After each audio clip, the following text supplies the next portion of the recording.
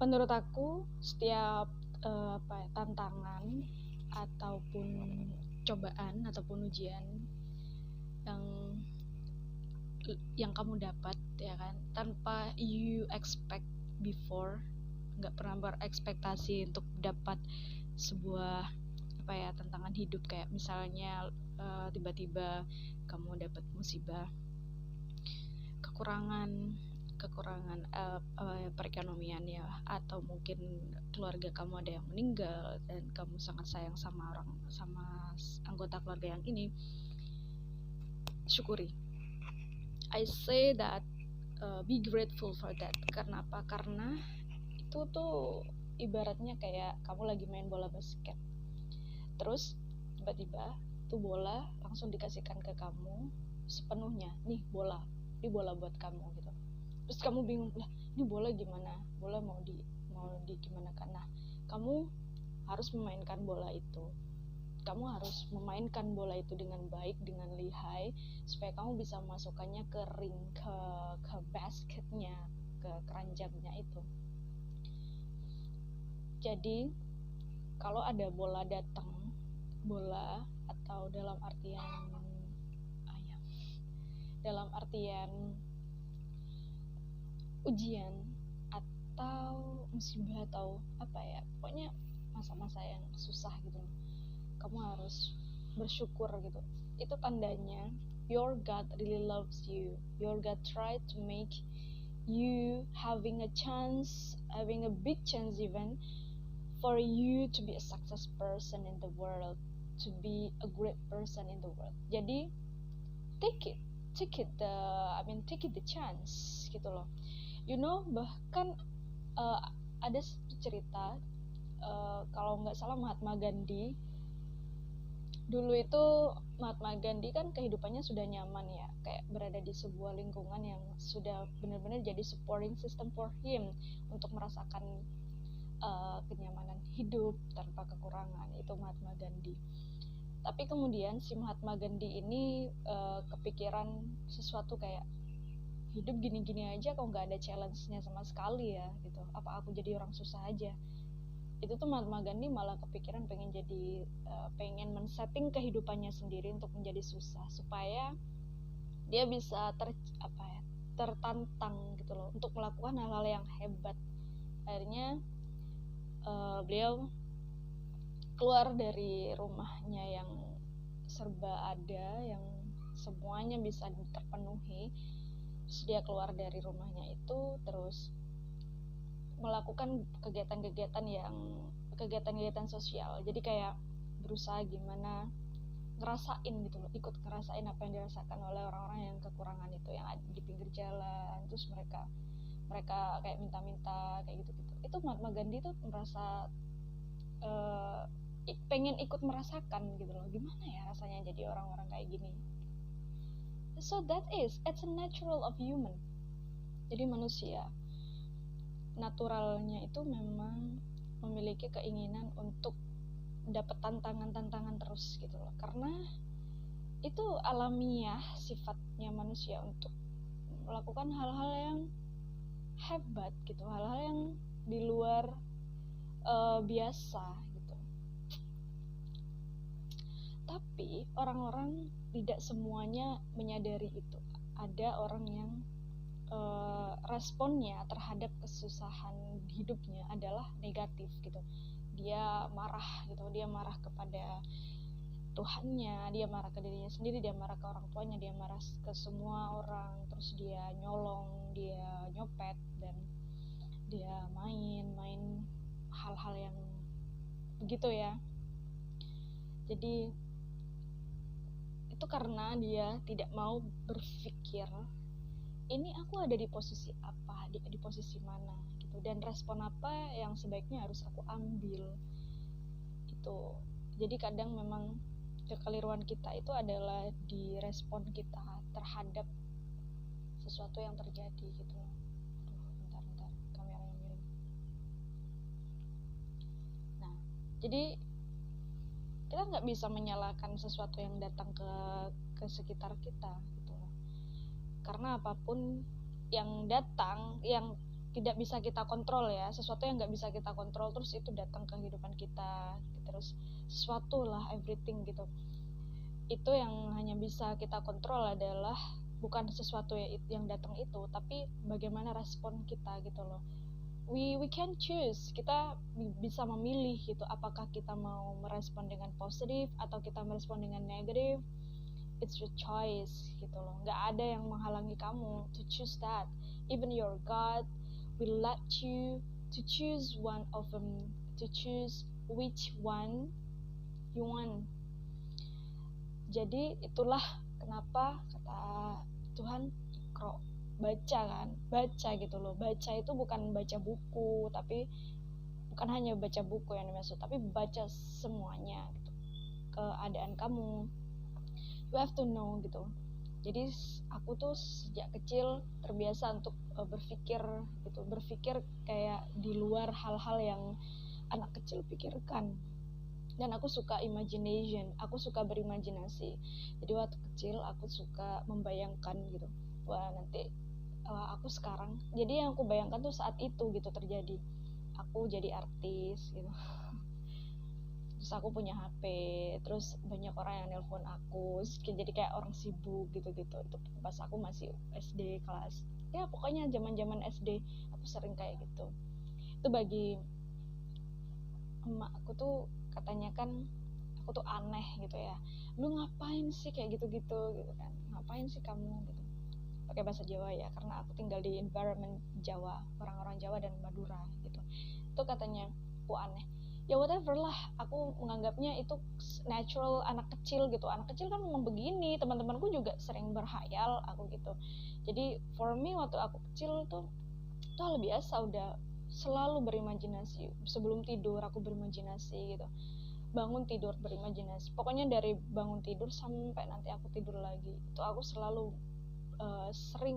sangat sering berimajinasi, imajinasi hal-hal yang menurut aku itu amazing. Jadi kadang aku berpikir, wah aku jadi sekarang aku jadi tuan putri, terus banyak pelayannya, terus rumah aku tuh tingkat gitu, tingkat ya, aku nyebutnya tingkat karena kayak beberapa lantai gitu loh, punya beberapa lantai, terus pokoknya aku kaya, banyak duit gitu. Itu waktu aku masih kecil, padahal juga nggak terlalu ngerti tentang duit gitu kan. Dan itulah hari ini aku baru menyadari bahwa imagination is really important for you. Jadi imajinasi itu adalah kekayaan. Kayak kan Einstein itu kalau tidak berimajinasi dia juga tidak akan pernah menemukan sesuatu penemuan yang besar yang bisa dirasakan manfaatnya oleh banyak orang sedunia bahkan ya kan. So you have to imagine first and then you act. Jadi setelah berimajinasi kemudian ditindaklanjuti itu, langsung di follow up dari imajinasi kamu. Makanya imajinasi itu adalah first, it's like a base thing, sesuatu yang basic sekali, kebutuhan mendasar every human. Kemudian kasih makan ke akal, maksudnya kayak ya Iqra-nya tadi itu di konsep Iqra itu tadi dipakai. Jadi setelah imajinasi, menganalisa, mencari tahu dan mengumpulkan data-data, setelah itu dikelola. Jadi dikelola terus kemudian jadilah smart, be smart gitu loh, sehingga kamu bisa mengelola apa yang kamu pikirkan itu jadi sesuatu yang bisa kamu breakdown. Jadi di breakdown, terus dijadikan lebih simple supaya bisa diaplikasi, supaya bisa diterapkan, bisa dilakukan in the real life, of course. Contohnya apa ya dulu? Ya, yang sering I imagine when I was a child is I imagine that I was kind of an artist. I was the artist, dan banyak orang-orang yang chase me, mengejar-ngejar aku, dan banyak orang-orang yang suka sama aku, dan aku juga berimajinasi aku menjadi seorang motivator. I was the motivator, dan memang aku suka gitu memotivasi orang, suka sekali. Tapi waktu itu karena masih kecil dan ada mental issue. Nah ini aku next time akan aku bahas tentang mental issue yang aku alami, akan aku bahas di video yang lain. Nah karena waktu masih kecil masih mengalami mental issue, terus juga tidak punya mentor, I mean like no supporting system at all, terus dan ya itu tadi mental issue yang paling krusial waktu itu. Makanya aku belum bisa membaca bahwa I have the strength, and aku punya kemampuan itu untuk berimajinasi dan suka memotivasi, dan nggak ngerti yang namanya passion gitu. What is passion? Even I didn't ever hear about passion words that time when I was a child. Nggak ngerti itu apa passion. Terus emang boleh ya kalau kita menekuni apa yang kita suka gitu.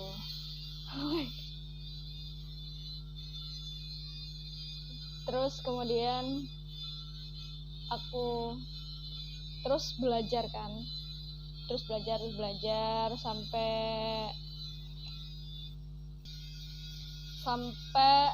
terus SD, SMP, SMA, kemudian aku mikir lagi. Terus tapi tuh waktu itu masih ngerasa kayak tantangan, kenapa ya kok aku mengalami susah hidup gitu ya, kayak perekonomian susah ya kan. Terus beberapa anggota keluarga aku tuh sering banget gitu loh dapat masalah, kayak masalah divorce, kemudian masalah divorce, terus masalah cheating, divorce, cheating, terus anak hilang, perekonomian lemah, dan nikah sampai 3 kali tapi gagal semuanya. Oh my god, itu tuh membuat aku melihat keadaan ini tuh apa gitu,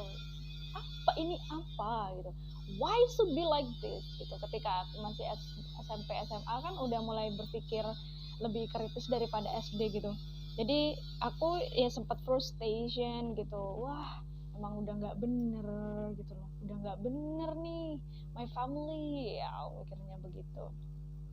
Tapi yang divorce, yang cheating tuh bukan my family my not my parents but my uncle, my sepupu, terus my aunt gitu. Itu mereka, not my family but yeah, my relatives ya.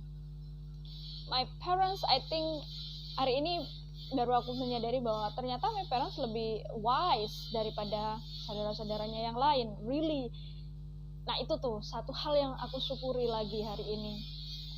Ternyata di balik di samping kesusahan atau cobaan-cobaan yang dialami oleh my relatives, aku ternyata berada di posisi yang paling strategis.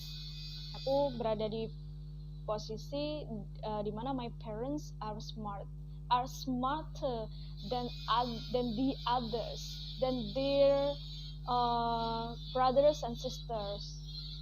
Ternyata ini gitu loh, anugerah gitu, hal yang aku syukuri. Wah ternyata lebih pinter gitu my parents ini dibandingkan saudara-saudaranya yang lain. Oh makanya aku kemudian menyimpulkan lagi, oh makanya aku orangnya dibandingkan my other nephews, cousins, and niece, aku yang lebih banyak mikir hal yang kayak di luar yang mereka pikirkan gitu loh. Karena aku sering kayak memikirkan esensi ya, menurut aku esensi dari sesuatu gitu. Kita melakukan sesuatu tuh apa sih nilainya begitu. Waktu itu masih belum ngerti apa nilai, apa value itu nggak tahu gitu. Tapi sekarang udah mulai mikir, udah ngerti gitu. Jadi kalau melakukan sesuatu tuh memang harus bernilai gitu loh, harus bernilai, harus kalau perlu sih memang kamu harus you know the reason kenapa kamu melakukan ini, kenapa kamu memilih ini, kenapa kamu meninggalkan itu. You have to know about that. Nah, dari pola pikir yang seperti inilah I think ini skill set ya, skill berpikir apa namanya ya, analitik ya, dari pola pikir seperti ini. Kemudian aku menyimpulkan bahwa tantangan itu harus kamu syukuri, first step gitu loh. Jangan berhenti disyukuri aja ya, syukurin lu, jangan berhenti di situ aja, tapi itu adalah first step gitu, kamu mensyukuri gitu. Oh ternyata dengan tantangan ini aku bisa kayak apa ya, tertantang untuk melakukan usaha-usaha yang lebih hebat, usaha-usaha yang lebih besar gitu. Dan sampai saat ini juga jujur aku masih baru memulai sih, menurutku baru memulai untuk menyelesaikan tantangan-tantangan yang Tuhan kasih gitu ya. Aku rasa lumayan banyak gitu dan lumayan besar tantangan yang Tuhan kasih ke aku dengan kondisi yang sempit seperti ini gitu. Ya, I say kondisi sempit karena aku berada di environment yang benar-benar kurang. Jadi support system bukan hanya kurang, tapi malah memang tidak ada support system di sini gitu loh. Begitu. Terus, oke, itu 2 poin ya. Jadi syukuri tantangan yang kamu dapat, syukuri masa-masa sulit yang terjadi dalam hidup kamu. Kemudian yang kedua, cari dan sadari kelebihan yang kamu punya. You have to be aware about your strengths like apa ya. Dan itu tuh untuk menemukannya ya kamu memang harus banyak baca, banyak nonton video-video YouTube yang mengajarkan tentang mengenali diri sendiri kayak gitu. Aku sering nonton psikologi tentang psikologi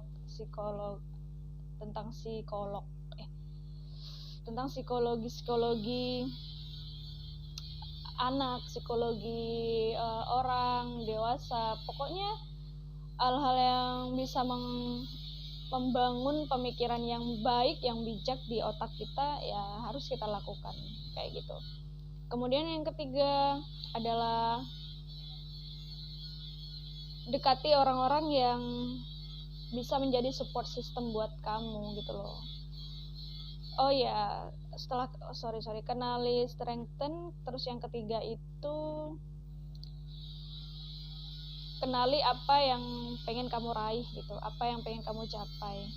It's okay walaupun nanti di tengah-tengah kamu kayaknya bukan ini deh, kayaknya bukan ini. Ya memang akan ada momen-momen seperti itu, kayaknya bukan ini deh yang aku tuju. It's okay. Yang penting hari ini aja kita tahu kita mau kemana, kita pengen kemana. Abis itu kita cari support sistemnya gitu. Orang-orang yang bisa menjadi support system tuh ya orang-orang yang biasanya dia yang sudah lebih dulu mengalami perjalanan panjang ke depan gitu loh. Ya of course orang-orang tua yang bijaksana, terus mereka sudah mengalami banyak pengalaman hebat dalam hidupnya, terus orang-orang yang punya mimpi gitu loh. Karena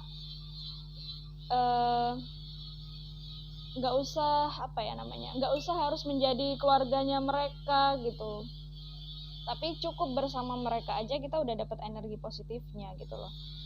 Kalian menyadari nggak sih ketika kalian misalnya ada di satu tempat gitu ya, di satu tempat yang